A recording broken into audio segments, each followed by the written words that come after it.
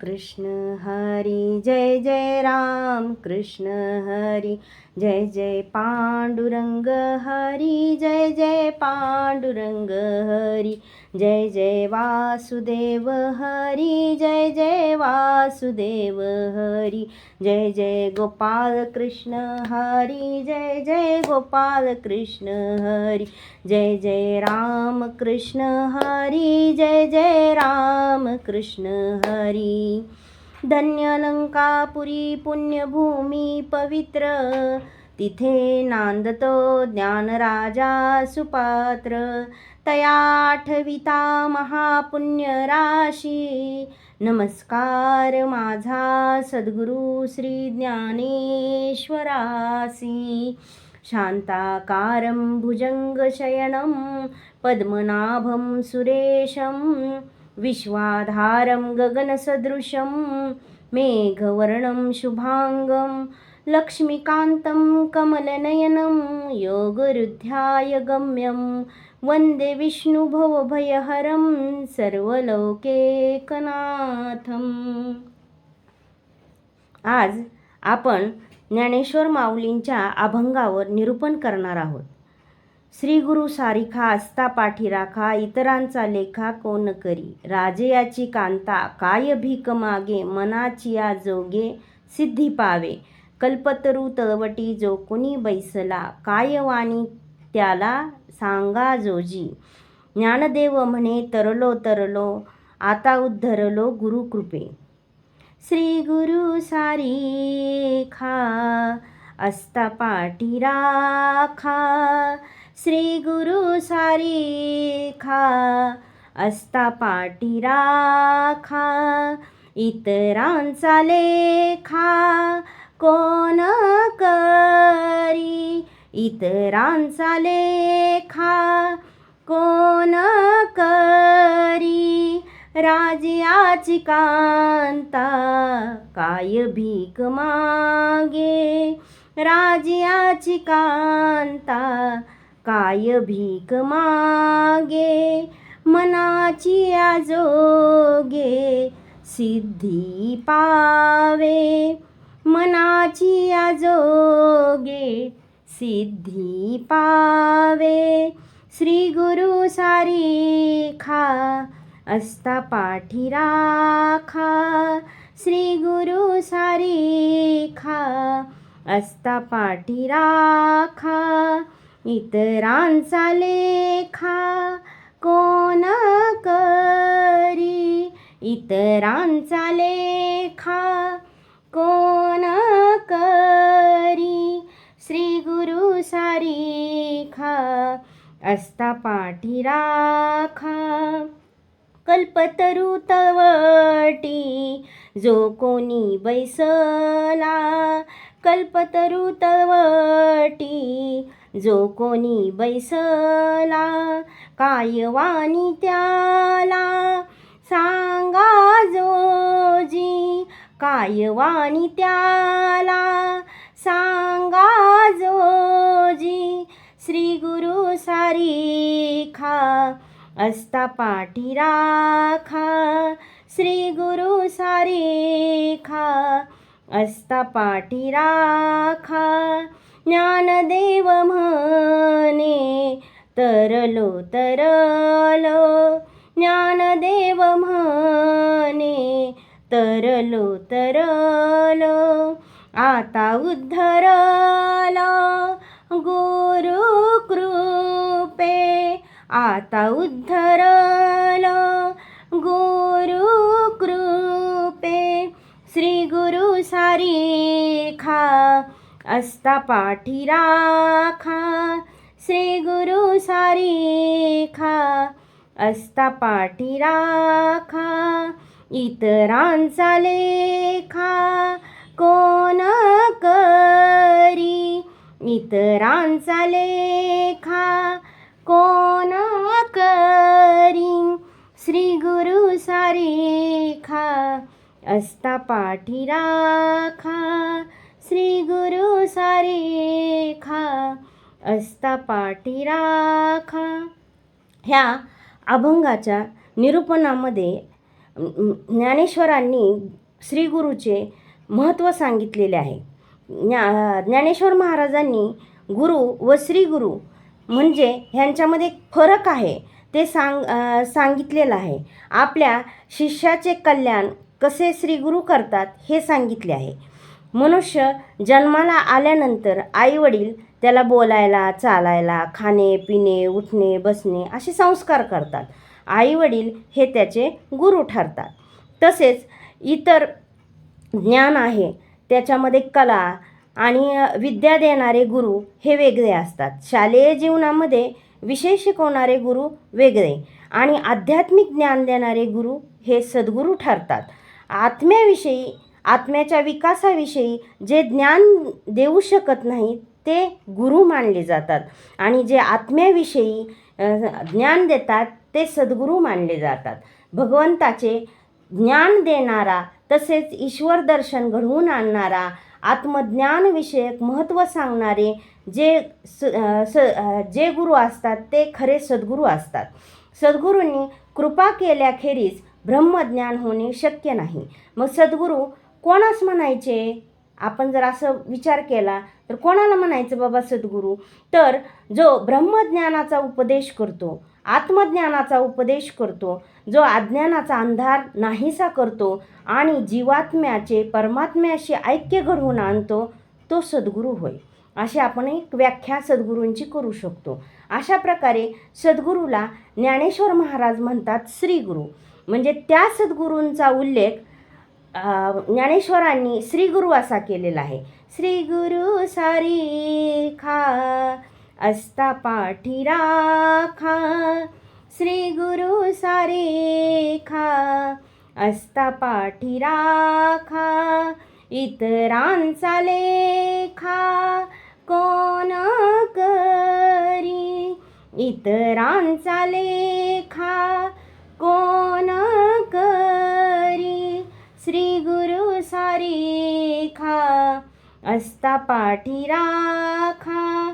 जर असा श्रीगुरू सद्गुरू जर पाठीराखा असेल तर अनेक संकटांना तोंड देण्याची शक्ती आपल्यामध्ये प्राप्त होते आणि भगवत प्राप्ती सहज होऊ शकते. आणि यामध्ये माऊलींनी इतरांचा लेखा कोण करी हे वाक्य वापरलेलं आहे. अभंगामध्ये ही ओवी वापरलेली आहे. म्हणजे इतर लोक कोण आहेत असा प्रश्न पडतो. जे लोक पूजा अर्चा करतात, त्याचा अवडंबर माजवतात, स्नान संध्या करतात, कडक नियमावली करतात, सकाळी पहाटे लवकर उठतात, मंत्र यंत्राचा ताम्रपत्र वापरतात, तसेच शास्त्रविधीने देवांची पूजा करतात, फळे नारळ देवाला वाहतात, उपासना करतात, जे लोक यज्ञ होम हवन करतात, तसेच रिद्धिसिद्धी प्राप्त करून घेण्यासाठी गुरु करतात, ते वेगळे गुरु आहेत. आणि जे त्यांना आत्मज्ञान होत नाही, अशा लोकांना आत्मज्ञान होत नाही. तर लोक दृश्याच्या पाठीमागे, असे लोक काय करतात, दृश्याच्या पाठीमागे अडकतात. म्हणजे जे दिसतंय ना त्याच्यावर विश्वास ठेवतात आणि तेच सत्य मानून बसतात. आणि त्यांना हे कळत नाही की हे दिसती, हे सगळी माया आहे, हे सगळं खोट आहे, हे सांगणारा सद्गुरू त्यांना मिळत नाही.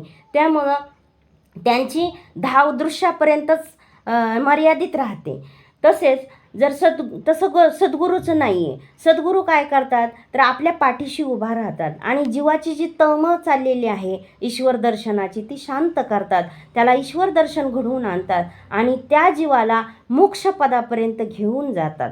म्हणूनच माऊली म्हणतात, राजियाची कांता काय भीक मागे, राजियाची कांता काय भीक मागे, मनाची आजोगे सिद्धी पावे, मनाची आजोगे सिद्धी पावे, श्री गुरु सारीखा असता पाठी राखा. जर राजा सक्षम असेल, सामर्थ्यवान असेल तर राणीला इतर कोणाकडे भीक मागायची गरजच काय पडते. कारण राजा हा राणीने जे काही मागेल तो देऊ शकतो आणि तिची मागणी सगळी पूर्ण करू शकतो. हा पहिला दृष्टांत माऊलींनी दिलेला आहे. म्हणजे इथे म्हणायचे काय माऊलींना, की जर सद्गुरू सामर्थ्यवान असेल आणि तो धैर्यवान असेल, सामर्थ्यवान असेल, सक्षम असेल, तर तो शिष्याला कोणत्याही साधनाशिवाय भगवत प्राप्ती करून देण्यामध्ये सक्षम असतो. आणि असा त्यासाठी तो शिष्याचीही त्यासाठी सद्गुरूवर दृढ श्रद्धा असायला हवी. आणि ही श्रद्धा जी आहे ती त्याने परिपूर्ण म्हणजे त्याच्या सद्गुरूला वाहिलेली असावी आणि तो अनन्य भावे सद्गुरूला त्याच्या शरण गेलेला असावा. पण हा खरा सद्गुरूची ओळख कशी पटायची त्याला, असा आपल्याला एक प्रश्न पडतो की बाबा सद्गुरू कसा ओळखावा, हा पण प्रश्न पडतो. तर त्याचं उत्तर आहे की सद्गुरूच्या लक्षणावरून आपण सद्गुरू ओळखू शकतो. म्हणजे काय की आता समजा की साहित्य, संगीत, रागज्ञान शिकवणारे, तसेच गायन शिकवणारे, नृत्य शिकवणारे, तानपलटे शिकवणारे, वाद्य शिकवणारे अनेक शिक्षक आपण पाहतो. त्यांना आपण गुरु, काही जण गुरु मानतात. आणि मंत्रशास्त्री, मंत्रविद्या शिकवतात काही जण ताईत गंडे दोरे देणारे शिकवतात, काही जण पोट भरण्यासाठी विद्या शिकवतात. तो व्यापार शिकवणारा गुरु सद्गुरू होऊ शकत नाही. कारण सद्गुरू हा वेगळा असतो आणि गुरु हा वेगळा असतो. गुरु आपल्याला इहलौकिक ज्ञान, सांसारिक ज्ञान, व्यावहारिक ज्ञान देतो आणि सद्गुरू ह्या पलीकडचं ज्ञान देतो. म्हणजे तो हे सांसारिक ज्ञान देत नाही, तो ब्रह्मविषयी किंवा आपल्या आत्म्याच्या विषयीचं ज्ञान आपल्याला देत असतो. शिष्याचे अज्ञान सद्गुरू नाहीसे करतात आणि त्याला ब्रह्मपदी बसवण्याचे सामर्थ्य ज्याच्यामध्ये असते तोच सद्गुरू होय. उपनिषदामध्ये जे ब्रह्मज्ञान गुप्तपणे वास करते ते ज्ञान सद्गुरू छोटे छोट्या घासांच्या आधारे शिष्याला त्याच्या अधिकारानुसार, त्याच्या धारणशक्तीनुसार हळूहळू भरवत असतो. आणि ते ज्ञान भरवताना तो शिकणारा शिष्य त्यालाही जाणीव होत नाही की सद्गुरूंनी किती प्रेमाने आपल्याला ते ज्ञान दिलेलं आहे. कारण सद्गुरू त्याला सगळी इंद्रिय ताब्यात ठेवायला शिकवतात. जग प्रत्यक्ष दिसत असले तरी हे खरे नाही ह्याची त्याच्या मनाला पटवणूक करून देतात आणि त्याला वारंवार सांगतात की हे दिसतंय ती माया आहे आणि हे सत्य नाही. कारण सत्य आहे ते पूर्ण परब्रह्म आहे. इंद्रियावर नियंत्रण कसं मिळवावं हे शिकवतात आणि षड्विकार म्हणजेच काम, क्रोध, लोभ, मोह, माया, मत्सर, दंभ अशा षड्विकारांपासून ते मुक्त करतात आपल्याला आणि आपला शुद्ध भाव जागृत करतात. भगवंताप्रतीचा शुद्ध भाव जेव्हा जागृत होतो तेव्हा भजन, कीर्तन, श्रवण आपोआप तो जीव करू लागतो आणि त्याला त्या आत्म्याला परमात्म्याची ओढ लागते आणि ते ऐक्य करून देण्याचं साधन म्हणजे सद्गुरू असतो. आचाराने अत्यंत निर्मळ बनवतो आणि जो आचाराने निर्मळ असतो, वैराग्य संपन्न असतो, ज्ञान त्याच्यामध्ये सतत अंतःकरणामध्ये वास करतं, असाच सद्गुरू असतो. म्हणजे त्याचे जर लक्षणं बघितली तर सद्गुरूची लक्षणं कशी, तो अंतर्बाह्य निर्मळ असतो. त्याच्यामध्ये कुठेही तुम्हाला कुठलाही दोष दिसणार नाही, षड्विकार दिसणार नाहीत आणि तो वैराग्य संपन्न असतो. आणि त्याच्यामध्ये काय असतं की ज्ञान सतत ओतप्रोत भरलेलं असतं आणि जीवनातील ज्ञान आणि व्यावहारिक ज्ञान ह्याची सुसंगती साधलेला तो सद्गुरू असतो. आणि त्याच्यामध्ये काय होतं की जे आपल्या आकलनाचे, आपण सर्वसामान्य माणसं असतो ना, त्यांना आकलनाच्या बाहेरचे सद्गुरू ओळखू येत नाहीत. म्हणजे कसं, आपल्यासारखेच दिसतात, ते सर्वसामान्य लोक दिसतात, परंतु त्यांची वागणूक वेगळी असते आणि त्यांचे गुण अलौकिक असतात. उदाहरणार्थ आपण जर घेतलं तर गजानन महाराजांनी गढूळ पाणी आणि स्वच्छ पाणी ह्याच्यामध्ये सुद्धा फरक केला नाही. ज्या वेळेसला ते पंतरावळीवर जेवण करत होते, बाहेर जे लोकांनी टाकून दिलेल्या पंतरावळीवरचं जेवण करत होते, म्हणजे त्यांच्या मते सर्वस्वी सगळ्या चराचरात ब्रह्मच आहे आणि ते कधीही कशातही म्हणजे भेद बघत नव्हते. तसेच स्वामी समर्थांनी पण भेद पाहिला नाही. म्हणजे ह्यांना लोक अवलिया म्हणत होते कारण त्यांची वागणूक अशी विचित्र वाटायची लोकांना, परंतु तेच खरं ब्रह्मज्ञानी म्हणायला हरकत नाही. एकदा काय झालं की ब्रह्मा विष्णू महेश ह्या त्रिदेवांना वाटलं की आपल्यालाही शिकवणारं कोणीतरी भेटलं पाहिजे. आणि काय झालं, आपल्याला आपण चुकलो तर आपल्याला रस्ता दाखवणारं, आपलं कान पकडणारं कोणीतरी असलं पाहिजे. म्हणजे आपल्याला गुरु असला पाहिजे, सद्गुरू असला पाहिजे, अशी त्यांना जाणीव झाली. आणि त्याच्यामध्येच त्यांनी काय केलं की त्यांनी अनुसया आणि अत्री मुनी यांचं घर निवडलं आणि त्यांच्या घरी त्यांनी दत्तात्रेय रूपाने प्रकट व्हायचं ठरवलं. परंतु कसं, मग त्यांनी काय केलं, पतिव्रता अनुसया माता होती यांच्याकडे ते त्यांच्या सतीत्वाची परीक्षा पाहण्यासाठी गेले. हे त्रिदेव म्हणजे कोण, ब्रह्मा विष्णू महेश. आणि त्यांच्या आश्रमात आले आणि त्यांना भिक्षा मागू लागले अनुसया मातेला. त्यावेळेसला अत्री मुनी स्नानासाठी बाहेर गेले होते आणि अनुसया मातेनी त्यांचं सतीत्व इतकं जास्त होतं की त्यांनी ओळखलं की हे त्रिदेव आहेत आणि यांना आता भिक्षा पाहिजे आणि ते पण अन्नदान करायचे. तर कसं करायचं, मग त्यांनी जी मागणी मागितली त्याच्यावर त्या अनुसया मातेनी काय केलं, ह्या तिन्ही त्रिदेवांना बालक बनवलं आणि त्या बालक रूपामध्ये त्यांना दुग्ध आहार दिला आणि दुग्ध आहार देऊन त्यांना प्रसन्न केलं. आणि तिनं मागितलं की देवा, तुम्ही छोटी छोटी बाळं आहात, आता बाळरूपाने तुम्ही माझ्या घरी नांदला आहात, तर तुमच्या अंशरूपाने मला एक पुत्र द्या. आणि त्या सगळ्यांनी आशीर्वाद देऊन अनुसया मातेला दत्तात्रेय नावाचे पुत्र दिले. आणि हे ब्रह्मा विष्णू महेश ह्या तिघांचं संगम एकत्र येऊन जे बालक तयार झाले ते दत्तात्रेय महाराज. आणि जेव्हा यदुराजाने दत्तात्रेय महाराजांना विचारलं की तुमचे गुरु कोण, असा प्रश्न विचारल्यानंतर दत्तात्रेय महाराज म्हणाले की माझा आत्मा हाच माझा गुरु आहे. आणि मी असे 24 गुरु केलेत की ज्यांच्यापासून मी काही ना काही गुण ग्रहण केलेत. म्हणजे मला जे दिसले लोक त्यांच्याकडून काहीतरी गुण घ्यावे वाटले, असे 24 गुरु मी केले.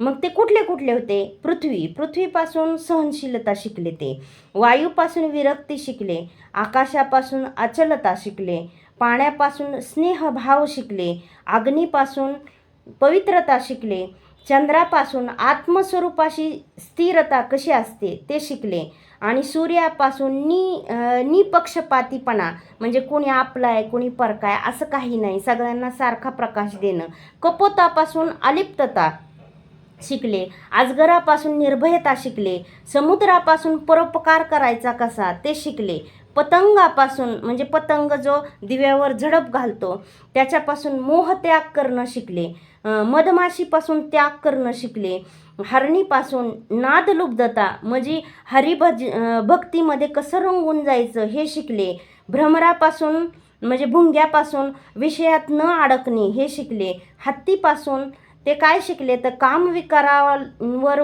विजय कसा प्राप्त करायचा, वश कसं करून घ्यायचं कामविकार, माशापासून ते असे शिकले की चवीत अडकायचं नाही, गुंतायचं नाही. म्हणजे जसं गाळाला मासा अडकतो छोटा मासा आणि मोठा मासा पकडला जातो तसं चवीत गुंतायचं नाही. आणि पिंगला जी वेशा होती, गणिका होती, तिच्यापासून आशेचा त्याग करणं शिकले आणि टिटिवेपासून उपाधीचा त्याग करणं शिकले, बालकापासून आनंदी राहणं शिकले, कुमारिकेपासून एकांतवास साधणे हे शिकले, आणि बाण तयार करणाऱ्या लोहारापासून एकाग्रता शिकले, आणि सर्पापासून सावधानपणा शिकले, कोळ्यापासून ईश्वरी इच्छा शिकले, आणि कुंभारीन माशीपासून ईश्वर स्वरूप होणं शिकले. कारण कुंभारीन हा जो कीटक आहे, सुरुवातीला छोटा कीटक असतो, त्याला एक सारखं दंश मारून ती कुंभारीन माशी बनते आणि उडू लागते. तसंच आपण पण ईश्वराचं चिंतन करून आपण पण ईश्वर स्वरूप व्हावं हे शिकले. म्हणजे हे अशा प्रकारचे 24 गुरु सद्गुरू दत्तात्रेयांनी करून घेतले. आणि ह्यांच्यापासून शिकल्यानंतर त्यांना तिन्ही देवांचे गुरु मानले गेले आणि एवढी पात्रता त्यांच्यामध्ये लाभली गेली. आणि सद्गुरू जेवढा सक्षम असतो तेवढा शिष्यही श्रद्धाळू असला पाहिजे, सक्षम असला पाहिजे. आपण म्हणतो ना, गुरुचरणी ठेविता भाव, गुरुचरणी ठेविता भाव, आपोआप भेटे देव आपोआप भेटे देव म्हणून गुरुशी भजावे म्हणून गुरुशी भजावे रूप ध्यानाशी आणावे रूप ध्यानाशी आणावे गुरुचरणी ठेविता भाव गुरुचरणी ठेविता भाव गुरु म्हणजे आहे काशी गुरु म्हणजे आहे काशी सारी तीर्थे पायापाशी सारी तीर्थे पायापाशी गुरुचरणी ठेविता भाव गुरुचरणी ठेविता भाव आपोआप भेटे देव आपोआप भेटे देव तुका म्हणे ऐसा गुरु तुका म्हणे ऐसा गुरु त्याचे चरण हृदयी धरू त्याचे चरण हृदयी धरू गुरुचरणी ठेविता भाव गुरुचरणी ठेविता भाव आपोआप भेटे देव आपोआप भेटे देव. म्हणजेच काय, जर श्रद्धेने आपण गुरुला शरण गेलं तर त्यांच्या गुरुकृपेमुळे गुरुकृपा जर झाली तर आपल्याला देव आपोआप भेटतो हे सांगायचं ह्या अभंगातून. आता इथे आपण जर एक उदाहरण घेतलं तर श्रद्धा कशी असावी आणि कशी गुरुकृपा होते ह्याचं जर उदाहरण पाहायचं झालं तर आपल्याला नामदेव महाराजांचं घ्यावं लागेल.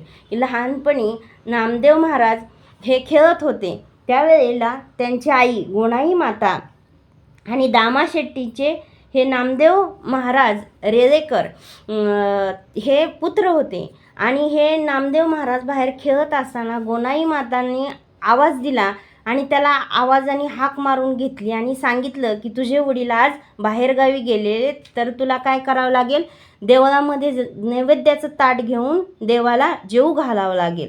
असं सांगितल्यानंतर नामदेव महाराज देवळात गेले आणि देवळात गेल्यानंतर त्यांनी सांगितलं की देवा मला खेळायला उशीर होतोय, आता मला पण भूक लागलेली, तुम्ही पटपट जेवून घ्या. आणि ताट देवापुढे विठ्ठलापुढे मांडलं. परंतु देव जेवत नाहीत. मग किती आळवणी केली, विनवणी केली नामदेव महाराजांनी, देवा जेवा ना, देवा जेवा ना, तरी देव जेवत नाहीत. हे बघितल्यानंतर नामदेव महाराज चिडले आणि म्हणले देवा आता तुम्ही जेवता की नाही. तसं म्हटल्यानंतर मग देवाला त्यांचा निरागस भाव आवडला आणि देव काय केले, देवाने वीट सोडली आणि ते जेवू लागले. आणि तोपर्यंत तू माझ्या जागेवर उभा राहा असं नामदेव महाराजांना म्हणाले. आणि मग काय झालं, देवांनी जेवण केलं. जेवण केल्यानंतर ते महागारी आले रिकामं ताट घेऊन. त्यावेळेला आई म्हणाली की बाळा ह्या ताटातला नैवेद्य कुठे गेला, देवाला तू दाखवला का, जेव घातलं का. तर नामदेव महाराज म्हणाले हो देव चांगला जेवला, भरपूर जेवला, त्यांनी सगळं ताट चाटून पुसून खाल्लं. तर त्यांच्या आईला ते काही खरं वाटलं नाही. ते म्हणले देव कुठं असा दगडाचा देव कुठं जेवतो का, तूच खाल्ला असेल तो प्रसाद, असं त्यांना वाटलं. आणि त्यावेळेला नामदेव महाराज रडून रडून सांगत होते आईला की आई खरंच देवानी खाल्लं ग, मला नको ग दोष देऊ, आता मला खरंच भूक लागली, तू मला जेवायला वाढ. तर आई काही जेवायला वाढायला तयार नव्हती. तेवढ्यात त्यांचे वडील पण आले बाहेर गावावरून. आणि नंतर त्याच्या आईने तक्रार केली वडिलांकडे की हा खोटं बोलतोय. हा काय करतो नामदेव की देवानी जेवलाय असं सांगतो आणि स्वतः जेवून आला असं सांगितल्यानंतर आणखी एकदा आईने काय केलं, परत ताट भरून दिलं आणि परत नैवेद्य बनवला आणि मगाशी जेवला तसा अजून एकदा जेव घाल तुझ्या देवाला असं म्हणले रागारागात. आणि त्याच्यापाशी ताट परत नैवेद्याचं दिलं. आणि आता त्याच्याबरोबर त्याचे वडील मंदिरात गेले. मंदिरात गेल्यानंतर मग देवाला परत नामदेव महाराज विनवणी करू लागले की देवा जेवा. पण देव काही जेवत नाही हे पाहिलं त्यांनी. मग म्हणले मगाशी तर तू पटकन आला होता आणि आता का बरं आला नाही, आता का रे येत नाही, असं म्हणून खूप रडले तरी देव येत नाही. हे पाहिल्यानंतर नामदेव महाराजांनी दगडावर विठोबाच्या पायावर डोकं आपटायला सुरुवात केली आणि आपटता क्षणी रक्त यायला लागलं. त्यावेळेसला देवाला मात्र राहावलं नाही आणि देव पटकन प्रकट झाले आणि जेवू लागले. आणि मग तेव्हापासून नामदेवांच्या हातून देव जेवायला दररोज येत होते आणि त्यांच्या हातून जेवत होते, त्यांच्याशी बोलत होते आणि हितगुज करत होते.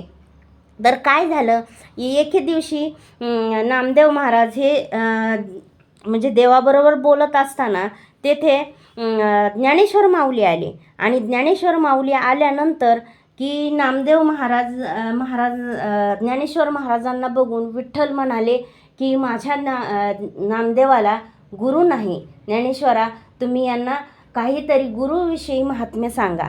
त्यावेळेला ज्ञानेश्वर महाराजांनी त्यांना बाहेर घेऊन गेले आणि तिथे संत मेळावा होता. त्याच्यामध्ये गोरोबा, मुक्ताबाई, सोपान, ज्ञानेश्वर महाराज हे सगळे संत मंडळी होते. आणि त्याच्यामध्ये हे नामदेव महाराज गेले आणि तिथे असं ठरलं होतं की प्रत्येकाने त्यावेळेसला गोरोबा काकांकडे काय होतं, थापटणं होतं.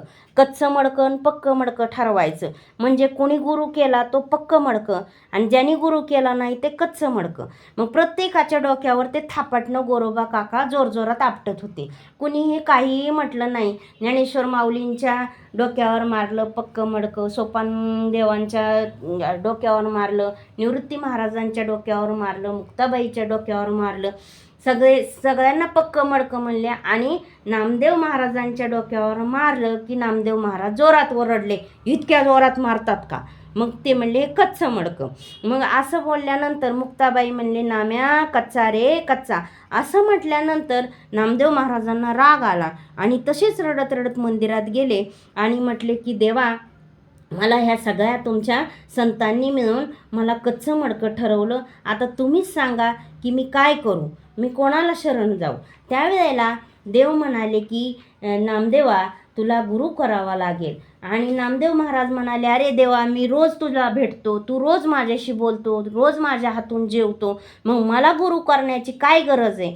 असं म्हटल्यानंतर विठ्ठल म्हणाले की नामा, तू ऐकून घे की जर सद्गुरू केला नाही तर माझी सतत मिळणारी कृपा तुला प्राप्त होणार नाही आणि मी जन्मजन्मांतरपर्यंत तुला प्राप्त होऊ शकणार नाही. त्यामुळे सद्गुरू भेटणे फार गरजेचे आहे. असं म्हटल्यानंतर ते म्हणाले की तू जा आणि विसोबा खेचर हे मल्लिकार्जुन मंदिरामध्ये आहेत, त्यांना तू गुरु करून घे. असं सांगितल्यानंतर नामदेव महाराज गेल्यानंतर देव तेथे गेल्यानंतर काय झालं की हे विसोबा खेचर जे होते ते पिंडीवर असे पाय ठेवून बसलेले होते. आणि काय झालं की पिंडीवर पाय ठेवून बसल्यानंतर त्यांना नामदेव महाराजांना राग आला आणि ते म्हणाले की अरे हे काय? म्हटले की तू पाय खुशाल त्या पिंडीवर ठेवले, काढून घे बरं तुझं पाय, हे चांगलं नाही लक्षण, पापी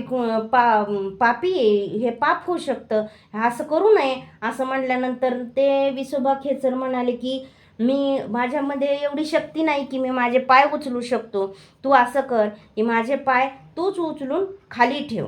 त्याच्यानंतर त्या गाभाऱ्यामध्ये मंदिरात त्यांनी काय केलं, ते पाय उचलले आणि पिंडीच्या खाली ठेवायचा प्रयत्न केला की दुसरी पिंड तयार झाली. पुन्हा दुसरीकडे ठेवायला गेले की तिसरी पिंड, चौथी पिंड, असे गर पाय फिरवले तेवढ्या पिंडी तयार झाल्या. आणि तेवढ्या पिंडी तयार झाल्यानंतर नामदेव महाराजांना कळालं की हे सत्पुरुष आहेत, हे ब्रह्मज्ञानी आहेत.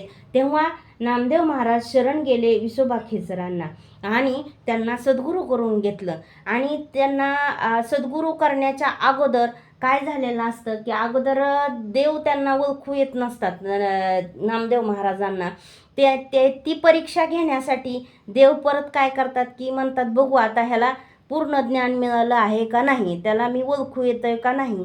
हे लक्षात घेऊन काय केलं, विठ्ठलाने एकदा कुत्र्याचं रूप धारण केलं आणि नामदेवाच्या घरातली भाकरी चोरून भाकरी घेतली आणि पळत सुटले.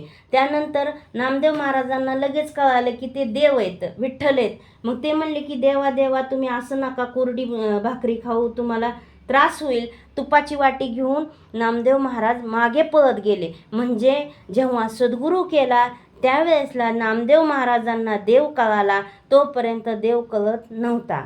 म्हणजे सद्गुरूचं आपल्या जीवनात इतकं महत्त्व आहे की तो भगवंत आपल्याला जो भेटत नाही तो भगवंत अगदी सहज रूपाने ते भेटून देतात.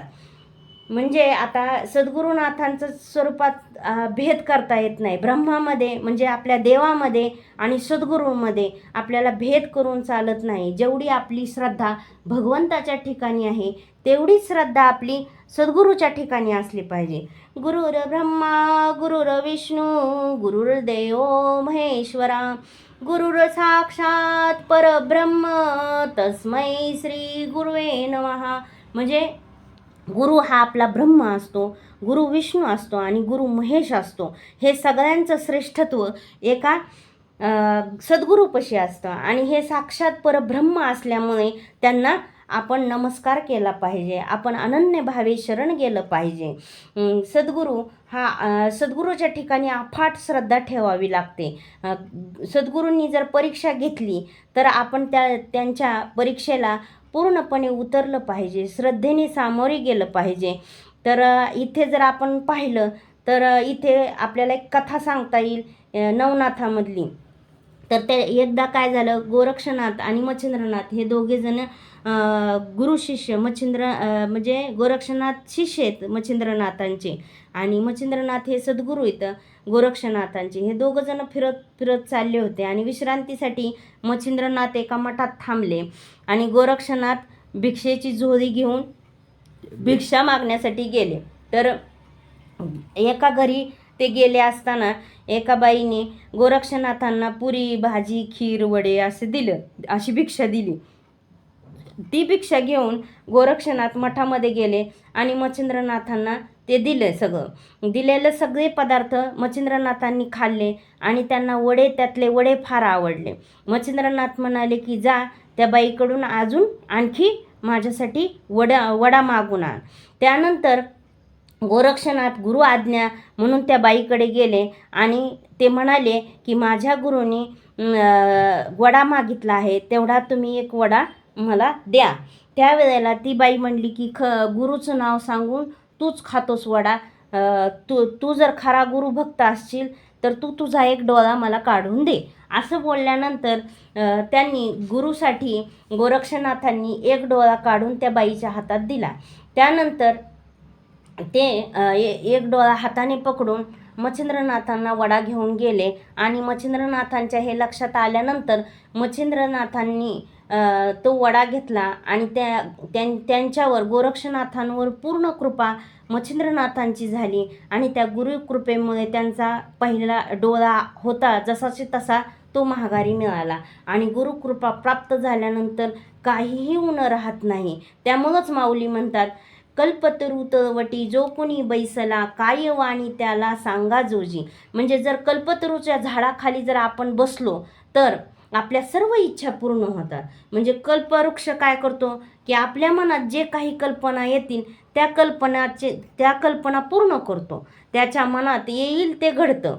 जसंच्या तसं म्हणजे जर आत्मसाक्षात्कारी गुरु असेल आणि त्याला जर देव प्राप्त असेल तर तो आपल्या शिष्याला नक्कीच देव प्राप्त करून देतो. म्हणूनच व्यक्ती म्हणजे ह्याच्यामध्ये काय माऊली काय म्हणतात, ज्ञानदेव म्हणे तरलो तरलो आता उद्धरलो गुरु कृपे आता उद्धरलो गुरु कृपे श्री गुरु सारिखा असता पाठी राखा. म्हणजे शेवटी ज्ञानेश्वर माऊली म्हणतात की मी हा भवसागर तरून गेलो.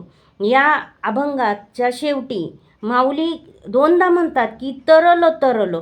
ह्या शब्दाचा अर्थ काय की पहिला तरलो म्हणजे मी हा भवसागर तरलो, आणि तरलो म्हणजे आणखी एकदा जेव्हा तरलो म्हणतात तेव्हा निश्चितपणे तरलो, तिथे कुठेही शंका राहिलेली नाही. म्हणजे निश्चयपणे ठामपणे वापरलेला तो डबल अर्थी शब्द आहे. आणि त्यामध्ये महत्त्व सांगून दिलेलं आहे की हा भवसागर मी गुरुकृपेने अवश्य तरून जाईल.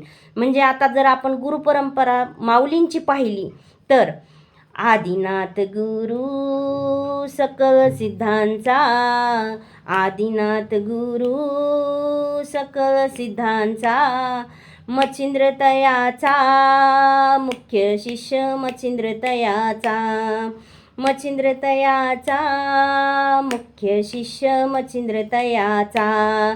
मच्छिंद्राने बोध गोरक्षासी केला, मच्छिंद्राने बोध गोरक्षासी केला. गोरक्ष वळला गहिनी प्रती गोरक्ष वळला, गोरक्ष वळला गहिनी प्रती गोरक्ष वळला. गहिनी प्रसादे निवृत्तीदातार, गहिनी प्रसादे निवृत्तीदातार. ज्ञानदेवासार चोजविले, ज्ञानदेवासार चोजविले. आदिनाथ गुरु सकळ सिद्धांचा, आदिनाथ गुरु सकळ सिद्धांचा. मच्छिंद्र तयाचा मुख्य शिष्य मच्छिंद्र तयाचा, मच्छिंद्र तयाचा मुख्य शिष्य मच्छिंद्र तयाचा. म्हणजेच काय झालं की ज्ञानेश्वर महाराज हे निवृत्तीनाथांचे शिष्य आहेत, आणि निवृत्तीनाथ हे गहिनीनाथांचे शिष्य आहेत, आणि गहिनीनाथ हे गोरक्षनाथांचे शिष्य आहेत, आणि गोरक्षनाथ हे मच्छिंद्रनाथाचे शिष्य आहेत, आणि मच्छिंद्रनाथ हे स्वतः शंकराचे शिष्य आहेत. म्हणजे काय झालं की ते इथे नाथपंथ वारकरी संप्रदायाला येऊन मिळालेला आहे. तसंच दत्त संप्रदायसुद्धा वारकरी संप्रदायाला मिळालेला आहे. आणि आपण तर पाहतो की इस्कॉनमध्ये राधाकृष्ण आहेत, म्हणजे आपले जे श्रीकृष्ण भगवंत आहेत तेच परत विटेवर जाऊन उभा राहिलेले आहेत, आणि तेच विठ्ठल झालेले आहेत. म्हणजेच परब्रह्मतत्व एकच आहे. आणि श्रीकृष्णाने सांगितलेली भगवद्गीता प्रत्येक धर्मामध्ये सांगितली जाते आणि प्रत्येक पंथामध्ये सांगितली जाते. पंथ म्हणजे काय तर पंथ म्हणजे भगवंतापर्यंत जाण्याचा रस्ता. कुणी तो रस्ता कोणत्या मार्गाने अवलंब करतो तो त्याच्यावर अवलंबून आहे. कारण फक्त ह्या सृष्टीमध्ये परब्रह्म एकच तत्व आहे, आणि ह्या परब्रह्माने त्याला काहीतरी होण्याची इच्छा झाली म्हणून त्यांनी माया प्रकृती निर्माण केली, आणि प्रकृती आणि पुरुषापासून ही सगळी सृष्टी निर्माण झाली. त्यामुळे सगळे काही परब्रह्माला जाऊन मिळतं. त्यामुळं एकनिष्ठ भाव आपण त्या परब्रह्माला मानलं पाहिजे. आणि याच्यामध्ये आपण आणखी एक भर म्हणजे काय, त्या परब्रह्माला लीन व्हायला कोण शिकवतं तर आपल्याला आपले सद्गुरू आपल्याला तिथपर्यंत घेऊन जातात. आणि ते सद्गुरू म्हणजे आपल्याला सगळं काही शिकवतात. म्हणजे एखादं लहान मूल जर चुकलेलं असेल तर सद्गुरू त्याला रस्त्यावर आणतात आणि त्याला सांगतात की बाबा इथं चुकतोय तू सरळ मार्गाने ये, असं सांगणारा कोणीतरी असला पाहिजे. आणि चूक झाली तर वेळेवर कान पकडणाराही गुरु असला पाहिजे, सद्गुरू असला पाहिजे. गुरु हा संत कुळीचा राजा, गुरु हा संत कुळीचा राजा, गुरु हा प्राण विसावा माझा, गुरु हा प्राण विसावा माझा. गुरु विन देव नाही दूजा, गुरुविन देव नाही दूजा, पाहता नाही त्रिलोकी, पाहता नाही त्रिलोकी, गुरु हा संत कुळीचा राजा, गुरु हा संत कुळीचा राजा, गुरु हा सुखाचा सागरू, गुरु हा सुखाचा सागरू, गुरु हा प्रेमाचा आगरू, गुरु हा प्रेमाचा आगरू, गुरु हा धैर्याचा डोंगरू, गुरु हा धैर्याचा डोंगरू, कदा काळी डळमळीना, कदा काळी डळमळीना, गुरु हा संत कुळीचा राजा, गुरु हा संत कुळीचा राजा, गुरु वैराग्याचे मूळ, गुरु वैराग्याचे मूळ, गुरु हा परब्रह्म केवळ, गुरु हा परब्रह्म केवळ, गुरु सोडवितात काळ, गुरु सोडवितात काळ, गाठ लिंग देहाची, गाठ लिंग देहाची, गुरु हा संत कुळीचा राजा, गुरु हा संत कुळीचा राजा, गुरु हा साधकाशी साय, गुरु हा साधकाशी साय, गुरु हा भक्ता लागी माय, गुरु हा भक्ता लागी माय, गुरु हा कामधेनु